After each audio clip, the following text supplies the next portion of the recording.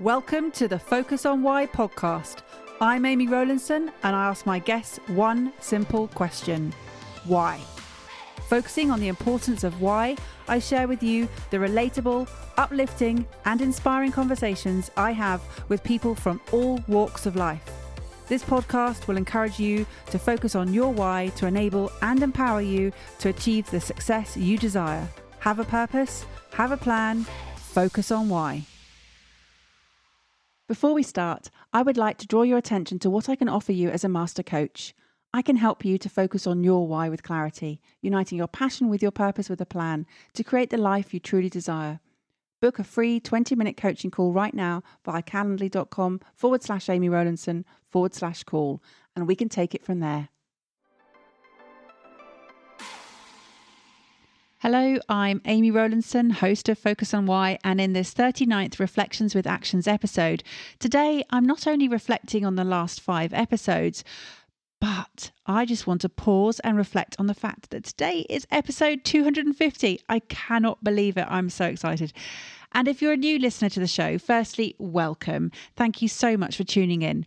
This Reflections with Actions episode is my solo episode where I take the opportunity to reflect on the last 5 episodes where I've interviewed people and share some of my key takeaways and explore some of the information that they've shared, some of the knowledge that I've acquired or thoughts that have been provoked, which in turn have led to me taking some action in some way or another. So before I dive in, I just want to take this moment to celebrate, and please indulge me for a small amount of celebration time because Focus on Why has made it to the 250th episode milestone, and I'm thrilled to say that this podcast is still going strong. I tried to find out actually how many podcasts make it this far, and I couldn't find the exact statistics. However, what I do know is that a large number of podcasts don't even make the 6-month milestone. They suffer from pod fade and disappear into the ether altogether. So consistency with quality over time does matter, and today, celebrating the 250th episode, I recognise that podcasting is all about showing up for my loyal and growing audience. In fact, Focus on Why is thriving. When I released episode 100, it was in 62 countries. For episode 200, it was in 87 countries. And now Focus on Why is being downloaded in 103 countries. And it's still holding that position of being in the top 1% of all 2.7 million podcasts. The United States still dominates the podcast market with over 1.7 million, just compared with 42,000 from the UK, 42,220 to be precise, but not all of those are active. So comparing with other channels and mediums which are delivering content, Netflix has now got 15,000 titles and is growing all the time. IMDb has over 8.3 million titles, which go across movies, TV shows and TV episodes. And Spotify's got 70 million tracks. Audible's got 470,000 audiobooks. YouTube's got 37 million channels. And there are more than 600 million blogs. And TikTok, that new craze, has now got 689 million monthly users. So with so many ways to communicate with your audience, why would I choose podcasting? Well, it is my preferred medium. I absolutely love it. My areas of expertise do not lie in dance or lip sync or in music in any way. I know my limits, and whilst Reels and TikTok are really popular, it's just not my medium.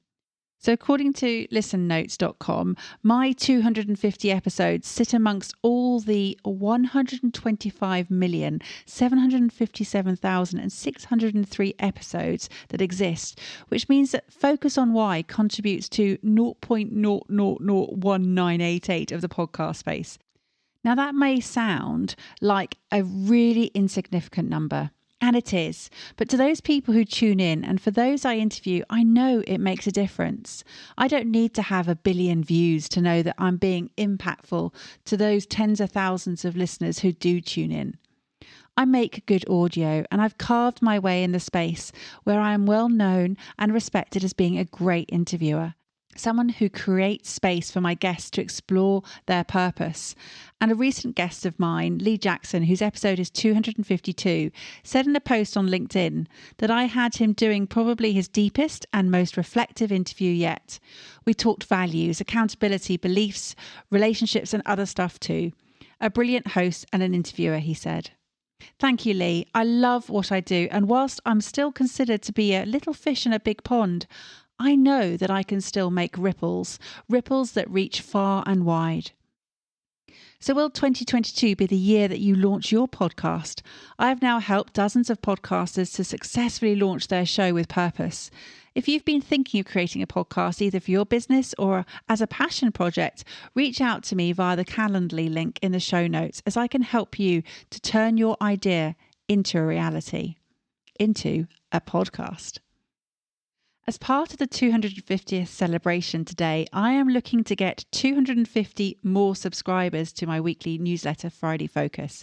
The link is in the show notes, or you can go to my website, amyrowlinson.com. And if you mention in the comments section that you have listened to this special 250th episode, I will offer you a free one-to-one coaching call. You can choose whether this is a life purpose session or a podcast strategy session. And the first 25 to subscribe will get a full hour with me, and the rest will get 25 minutes. So dive in quick and subscribe to Friday Focus.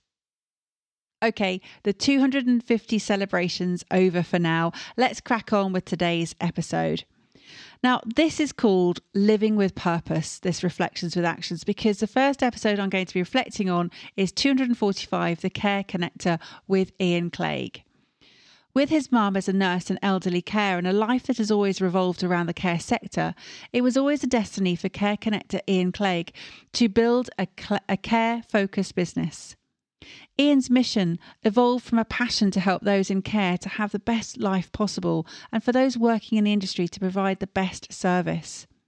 Born out of frustration, seeing how the sector could be enhanced across so many areas, Iain launched the Care Connector Network to create a community which would benefit all parties. With Iain, we talked about how many people think about the later years and how they'll actually pan out. He said that it is a conversation that people tend to push away and think that is too far away to worry about today, that is something to deal with in the future. However, when I asked him when we should start thinking about our end-of-life care, he said, emphatically, in vitro. A sobering response, and yet, could you be walking the tightrope of health? A conversation with Iain will get you thinking about your future. I'm currently sitting in the sandwich generation, caring for those both sides of me. It is a situation that many of my peers in their late 40s to mid-50s find themselves in. Trips to the hospital bring the reminder of mortality to the forefront for all of us. What are your thoughts about getting older? Iain raised the interesting distinction of what are people looking for. We've got a lot of luxury care homes out there. Are they luxury care or are they aesthetically luxury? Do we need all the aesthetics if you are at end-of-life care? Or would you rather pay the same money and have someone sitting with you holding your hand? A sobering thought again. How about you? Have you planned for your elder years? Have you taken responsibility for your own future, or will you defer that responsibility to others? 6 years ago now, I started planning for my final years. Part of that process involved writing my own eulogy, which I tend to edit and update every 6 months to a year or so. I call it my letter from beyond, my goodbye letter. And writing it has really helped me to come to terms with my own mortality and also to recognise my achievements in life, what I'm grateful for, who I love. And it's helped me to focus on only the things that mean something to me. I started living with purpose, and it really changed my perspective on life. Purpose is the value that you choose to centre your life around and the reason to make a positive contribution. It gives you the meaning in life which you seek. And as you get older, your answers to the life purpose questions that you ask yourself may change, especially with changing circumstances. You begin to see what is essential and what is not. Your purpose evolves as you age. So my reflection with action from Iain's episode is to challenge myself to live more with purpose today, to plan for those elder years tomorrow, and to continue to focus on why. How about you? Are you living with purpose now? And what's next? Have you planned for your future? Continuing the theme of what's next, how about your business? Are you looking to scale with purpose like Brendan McGurgan is in episode 246? Skilled at building profitable, scalable and purpose-driven businesses by delivering on his strong personal belief that anything is possible, global business leader Brendan McGurgan is focused on making a positive and profound impact. With a commitment personally and professionally to achieving significant growth, Brendan is driven by his own purpose to inspire, connect and enable ambitious leaders of SMEs to scale with purpose. What a fabulous conversation we had together. Where else would you hear a conversation which covers a wide range of topics, including purpose, journaling, sustainability, growth, transformation, cacao, Wim Hof, breathing, ice and sand? Well, focus on why, of course. Now, here is another perfect example of the ripple effect that was caused because of the podcast. I invited Camilla Long onto the podcast back in December 2020. She then invited me to speak on a panel all about podcast guesting last year. Brendan McGurgan was in the audience and he reached out to me and invited me on his podcast ScaleX Insider. We recorded it together in the summer of 2021, and before it went live, Brendan listened to it in the car with his entire family while they were heading to Donegal, and they were all really impressed with me. He said, "You sound great, really professional and very clear. You know your content inside out." Yes, I do. And that's because I love doing what I do, Brendan. So I returned the favour and invited Brendan onto Focus on Why. And in it, he mentioned several people. One of whom was Kieran Pereira, who I reached out via LinkedIn to say that she'd got a shout out on the podcast. She then listened in and said that she was honoured to be featured into our discussion, that she enjoyed the conversation between both of us and said she would share it in her newsletter. So the ripple continues. And I've also invited Kieran to come onto the show in the future, so hopefully she'll come back to me on that request. For now, I want to talk about the reason why Brendan spoke of Kieran. It was to do with sand. Brendan questioned if we're being responsible here with how we're managing the resources that are finite. That scaling with purpose is about orientating yourself towards growth, but doing it in a purposeful way, making some positive impact, some social impact along the way. Before recording this podcast, I was naive to the issues that go on with sand. I had no idea that illegal sand mining was deemed to be one of the most harmful of all mining activities, as mining in rivers and lakes causes the occurrence of pollution and changes the courses of watercourses, increases siltation, soil erosion, and the destruction of conservation areas. Perhaps there's a flickering memory back to my GCSE of geography, but not in any way that now I can appreciate. So signposted to the global issue around illegal sand mining, I read a blog on Kieran Pereira's sandstories.org website and read that according to Luis Fernando Ramadan, a federal police specialist in Brazil with a master's degree in management and regulation of water resources and a postgrad degree in environmental law, that the global estimated value of illegal sand extraction found that it was ranged between, get this, $199.88 billion US dollars and $349.98 billion each year. Each year. Ramadan goes on to say that these vast sums seem to be on a par with other global crimes, and it allowed for a direct comparison with the ranking produced by the Global Financial Integrity, which is a non-profit advisory organisation that produces high-quality analysis of illicit financial flows across the planet. In terms of the ranking of transnational crimes globally, let's put this number into context. Trade in counterfeit and pirated goods is estimated at $923 billion US dollars in annual value and is number one, with drug trafficking being second at $426 billion. Sand is third, and then human trafficking is at $150.2 billion, and that comes fourth. Illegal logging is fifth, and illegal mining of gold, diamonds, and precious stones is sixth. The full list, if you want to view it, is via the link in the show notes. So in this in-depth conversation with Brendan, he's committed to scaling with growth, scaling with purpose, and with sustainability at the forefront. And we spoke of the United Nations Global Goals for Sustainable Development. Again, I've put the link in the show notes. Now, back in 2015, 17 global goals officially known as the Sustainable Development Goals, or SDGs, were agreed by 193 member state world leaders. Known as Agenda 2030, a universal agenda that contains the global goals, was initiated with a 15-year target to achieve them. That's 2030, only 8 years away now. And the 17 goals, in turn, hold 169 targets and 230 indicators. So 7 years on, and these goals have the power to create a better world by 2030, by ending poverty, fighting inequality, addressing the urgency of climate change.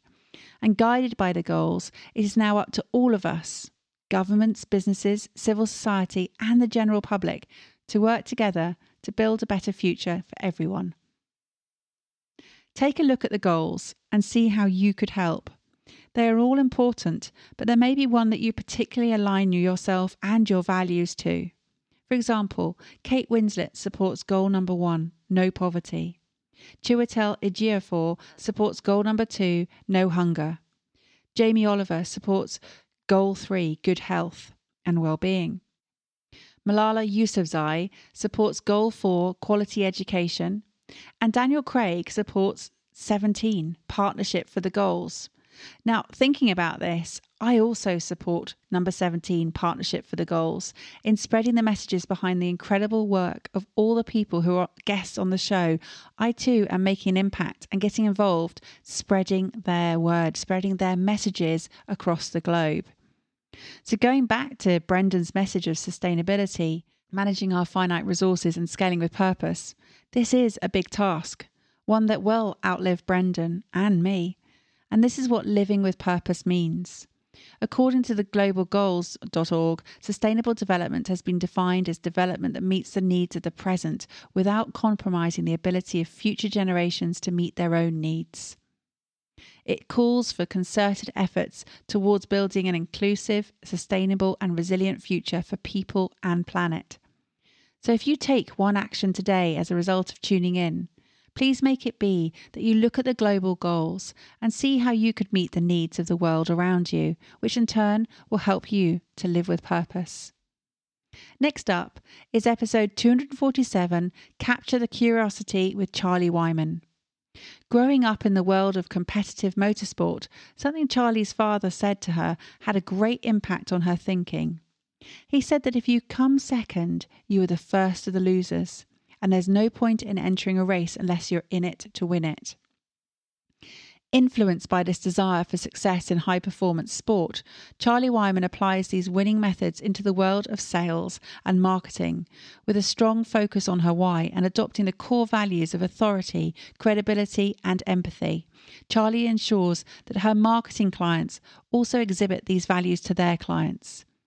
Identifying that curiosity is the key to unlocking success in your sales and marketing, Charlie believes it's time for you to capture your curiosity. She says it's not about doing more, it's about doing less, but better. She also says, I believe that your curiosity is your superpower and can enable you to do whatever you want in life. I think as kids, we're naturally curious and the adults kind of try to knock it out of us at whatever age.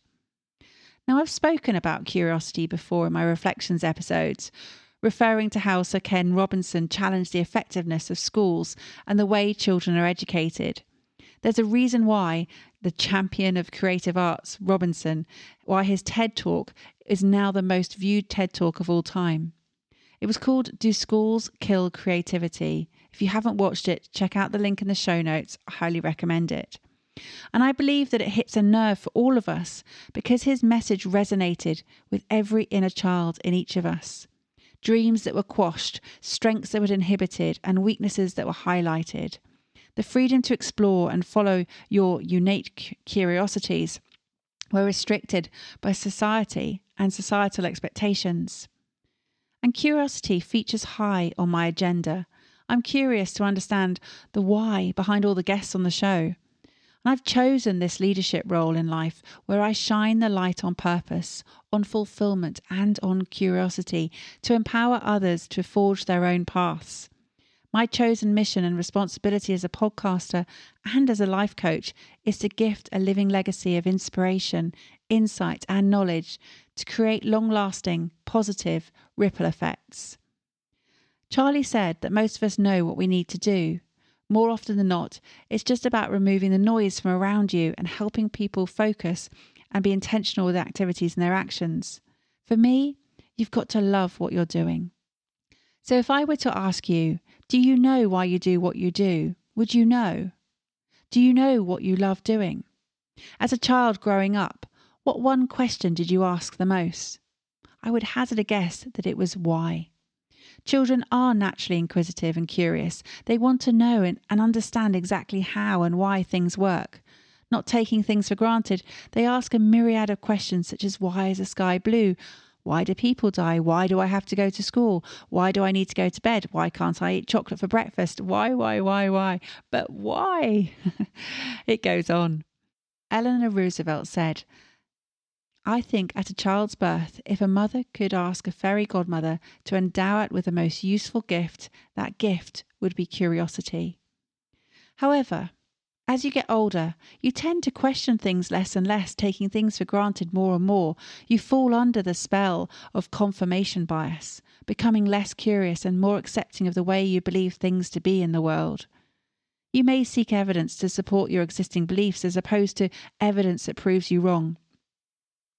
Perhaps you've even switched on the autopilot button to guide you through life, sleepwalking from a safe, comfortable perspective. Do you know what your purpose is in life?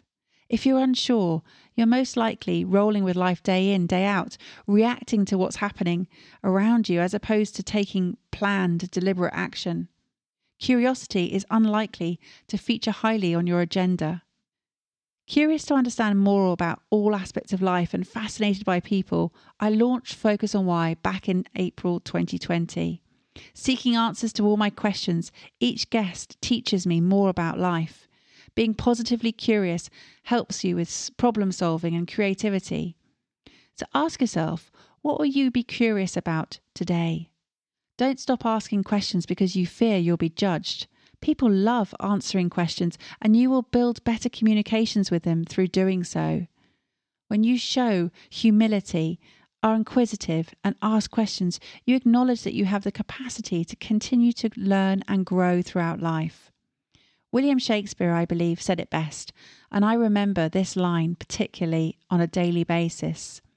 The fool doth think he is wise, but the wise man knows himself to be a fool. Get that curiosity flowing. Switch up your thinking. Instead of saying, I can't do something, think, how can I? The brain is then instantly set a challenge to solve it. Then add one of the most magical 3-letter words you will ever encounter in life to each of the statements to transform impossibility into possibility, negativity into positivity. What is that magical 3-letter word? No, it's not why. It is yet. Just look at how it changes these statements. I'm not a successful best-selling author. Yet. I'm not financially free. Yet. I've not found my why. Yet. The word yet changes everything. It changes your mindset. Notice your language and enable it to fuel your positivity and your curiosity. I remember something that Michelle Bryant said when she shared her love for curiosity back in Focus on Why, episode 27, sharing her maxim in life to always be curious. She said, always try and learn something new every day. Embrace learning something new, making the most of things because one person, one opportunity could really change your life and you just don't know what it might lead to. You've just got to go for it. What positive beliefs do you hold and how do you embrace learning? Are you carving out your own life in your own way? It's never too late to be who you might have been. Charlie said that in sales and marketing, we make assumptions every single day, whereas if you channel your curiosity to ask the right questions, you remove those assumptions and you start marketing based on informed real data and real information. Curiosity really is a key to unlocking real sales results. Yes, Charlie, it is. And when Walt Disney was asked about curiosity, his reply was, it keeps us moving forward, exploring, experimenting, opening new doors. The future belongs to those who are curious. What new doors are you going to open? Be curious and embrace learning. What will you be curious about today? And as with any actions or reflections that you have, please do reach out and share them with me either by email or via social media. My links are in the show notes. Next up, episode 248, Get Your Voice Heard with Steve Bustin. Now, what is your worst fear? Is it heights? Is it the fear of falling? Is it snakes? Or is it spiders? Or is it public speaking? If so, your worst fear is how Steve Bustin makes his living, and he absolutely loves it. No, he doesn't love that it's your worst fear. He loves speaking and being on a stage, speaking to an audience. As both an accomplished public speaker and public speaking coach, the stage is a place of great joy for Steve. Striking a balance between his work and his leisure time, Steve ensures that he derives great pleasure from all he turns his hand to, whether that's with his clients or in his garden. We talked about the joy we get from our garden, and a phrase I carried through from a teenager is that you need to keep your mind or your hands busy, and getting soil around my fingers is a great feeling. Steve said it helps him too. It helps him to still the mind, where he can go to wind down, and I agree, it's that connection that we have with nature. After all, it is our natural environment, it is our habitat. Looking out now into my garden as I speak, I can see the crocuses, the daffodils, the snowdrops already in bloom. It's not quite spring yet, however there is something quite magical about the snowdrops particularly, and I believe there's a reason why they surface at this time of the year when the days are shorter, wet and cold. Seeing a blanket of snowdrops on the grassy bank with the simple elegance of their pure white flower petals, I want to share with you my gratitude to what the dear, gentle snowdrop brings to me. Seeing its delicate, drooping head lifts my heart, and I can't help but smile and feel an inner warmth knowing that once again, spring is on its way. Seemingly impervious to the bitter wind and the icy rain, the snowdrop stands proud, knowing its purpose, protecting the pollen from the elements for the winter insects. A snowdrop may be small and understated, however, seeing it fills me with deep joy and hope. What brings joy and hope to you at this time of the year? Now, I was speaking with Steve just this week, and he said to take some of the snowdrops in because they have an amazing little honey smell, and I'll be doing that later today. But back to what Steve does for a living. Through his business, he's turned hundreds of individuals into brilliant communicators, with clients including Goldman Sachs, the London Stock Exchange and Unilever. He helps you to get your voice heard, ensuring that it is your voice and not his voice. In fact, the thought of turning out lots of Steve Bustins into the world is not his intention at all. What he seeks to do is ensure that they deliver their content in their way, in their style, in a way that is right for them and their audience, and in doing so will ensure that they get booked and are more effective. I'm currently working with Steve in his critique club, and we're looking at how I can get my voice heard more, so watch this space. There'll be some more Amy coming. When starting each recording, I never know where the conversations will go. Neither does a guest. They think they do, and then they're surprised when it drifts into a different direction. And I always love to hear the reflections that my guests share with me after being interviewed on the podcast. And this is what Steve had to say on LinkedIn when he spoke about sharing the podcast interview with his audience. I'm regularly asked to guest on podcasts and would always try to say yes, as they're fun to do and a good way to spread the word about what I do. Occasionally, however, you find an interview taking you into unfamiliar territory that forces you to examine why you do what you do and to talk about your business and your professional life in new ways. This interview with Amy Rowlinson for her Focus on Why podcast was one such. She's a terrific interviewer, and a lot of her questions gently took me into topics I don't often talk about publicly, about what makes me tick and what drives me in business. What topics do you not often talk about publicly that actually make you tick or drive you in business? I can guarantee that if you were to talk about those, your audience would love to hear all about them. Share why you do what you do with your audience, but don't fall into the trap of confusing your purpose with your value proposition. Last week, I delivered a talk to the Professional Speaking Association Home Counties North region around the purpose for speakers. I asked the audience 2 questions. If I were to ask you, do you know why you do what you do, would you know? More specifically, do you know why you speak about what you speak about?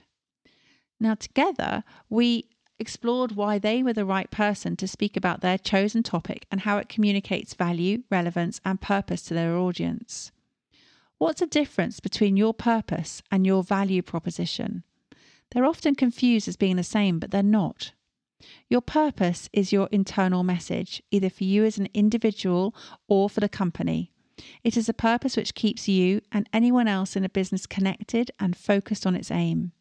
It is the foundation, the glue, or the invisible threads that weave the culture, the values, and the strategy together beneath the surface. The why is at the heart of all the decisions. The value proposition is the external message that demonstrates to your customers how you will serve their needs. It is what is attractive to them about your service or offering that you intend to make to them. Don't confuse your purpose with your value proposition.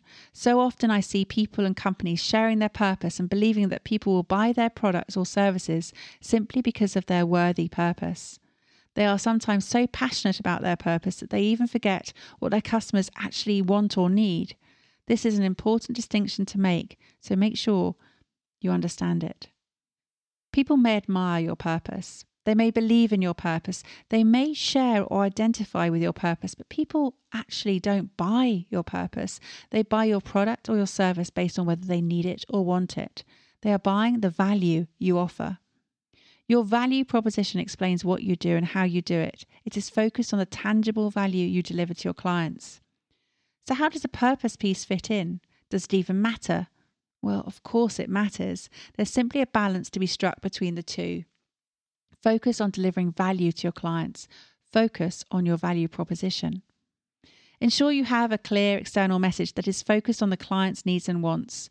Focus on the value they will receive, as this is the one way of ensuring that you will get your voice heard. My final reflection with action today is episode 249, Warrior Heart with Anthony Brinkley.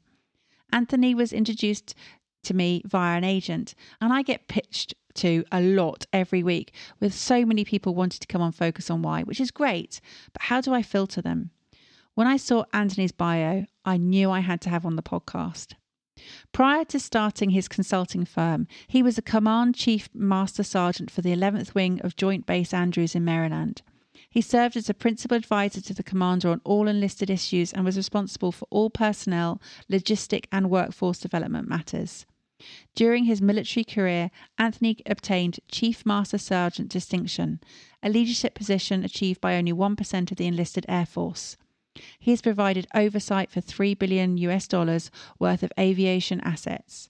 He's led a contingent of aviators, maintenance personnel and support troops during Operation Desert Fox.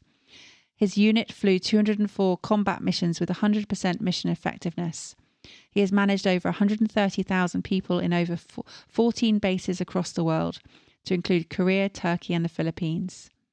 In his distinguished career, Anthony has a distinct honour of providing military support for President Barack Obama, Vice President Joseph R. Biden Jr. and former Secretary of State Condoleezza Rice. He's now an established leadership expert, author, resilience training coach and a change agent, and the CEO of On the Brink Consulting, a leadership development firm providing expert resilience training, motivational speaking and team building to military, government, large corporations, private groups, as well as not-for-profit entities. If you haven't listened to this episode, I recommend you go back and listen to it, and the other 4 that I've reflected on today. Living with purpose was my theme today for this episode, and being able to connect with others, learn from their experiences and explore new ideas is what this show is all about. So what was my key learning from Anthony's episode? That your past does not dictate your future. That you have the choice to shape your life how you want it to be. Anthony chose trauma to be his mentor, not his tormentor. I won't share what he went through here, as it would be a spoiler if you haven't listened to the episode. However, what I do feel is Anthony might not be the pioneer of purpose he is today without the experiences he'd faced. His warrior heart drive for life is huge, and with the trust, empathy and compassion that he holds, there is great hope for the world yet. Anthony is impressed by the impact of significance in the world. and has dedicated countless hours to helping those most disenfranchised. His assistance ranges from counselling local young men on the challenges of life to organising clothing drives for orphans living in other countries. He provides executive coaching for people across all spectrums of society and industry. For his tremendous dedication to his local community, Anthony is the recipient of the 2003 Dr. Martin Luther King Jr. Humanitarian Award. You can see why I had to have him on the show. And let me bring you back to the significance of those global goals. Anthony focuses on significance more than success in life, and his final words really resonated with me.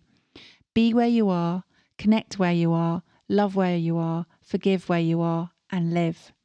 That's been my whole message from today's 250th episode, to live with purpose. Thank you for being a loyal listener of the show, and I have one final request, that you please share this show with anyone you believe could benefit from living with purpose. Thank you for listening to Focus on Why with me, Amy Rowlinson. To show your appreciation and to help other listeners understand what value you have received from tuning in today, please leave me an Apple Podcasts 5-star review. Remember, the conversation doesn't end here. To keep it going, connect with me on LinkedIn, Instagram, Facebook or Twitter, or join the inspiring, uplifting and positive Focus on Why Facebook group.